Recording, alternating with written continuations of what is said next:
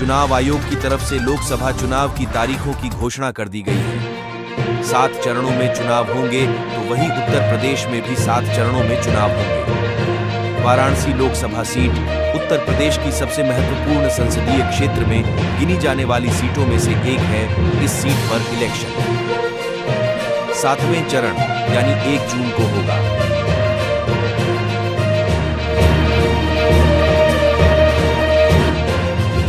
दो 2014 लोकसभा चुनाव के बाद से ही वाराणसी को सियासत का सबसे बड़ा अखाड़ा माना जाता है।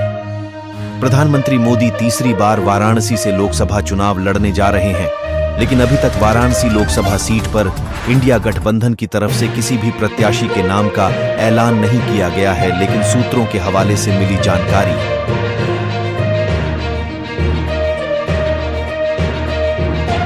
के अनुसार वाराणसी की लोकसभा सीट पर इंडिया गठबंधन के प्रत्याशी के तौर पर कांग्रेस प्रदेश अध्यक्ष अजय राय का नाम सबसे आगे चल रहा है और इस पर लगभग फाइनल मुहर भी लग चुकी है। वाराणसी की लोकसभा सीट पर अजय राय एक बार फिर प्रधानमंत्री मोदी के सामने चुनाव लड़ सकते हैं। कांग्रेस पार्टी के हाई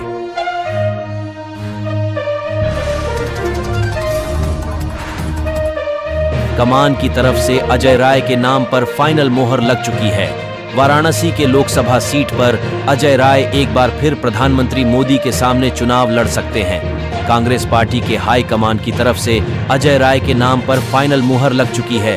वही सीट को लेकर अजय राय से बातचीत जारी है। अगर अजय राय वाराणसी की सीट पर सहमति जताते हैं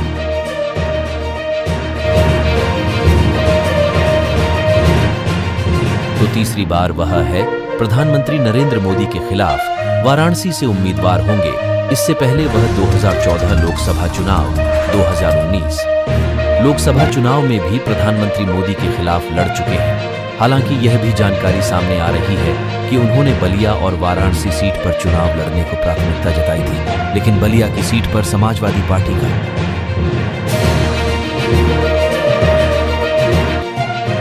उम्मीदवार होगा, इसलिए वाराणसी की सीट पर उनका लड़ना लगभग तय माना जा रहा है। 22 मार्च के पहले कांग्रेस पार्टी की लखनऊ में होने वाली बैठक से ठीक पहले माना जा रहा है कि उसके नाम का ऐलान कर दिया जाएगा। हालांकि अभी इसकी तरफ से कांग्रेस पार्टी और इंडिया गठबंधन की ओर से कोई भी आधिकारिक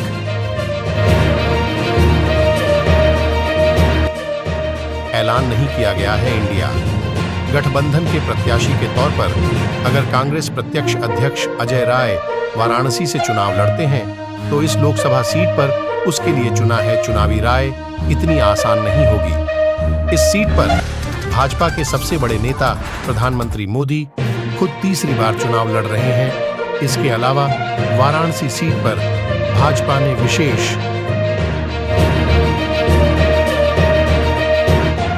समीकरण के तहत सबसे बड़ी जीत हासिल करने की रणनीति तैयार कर ग्राउंड पर काम करना शुरू कर दिया है, जिसकी कमान खुद बीजेपी के राष्ट्रीय महासचिव सुनील बंसल ने संभाली है।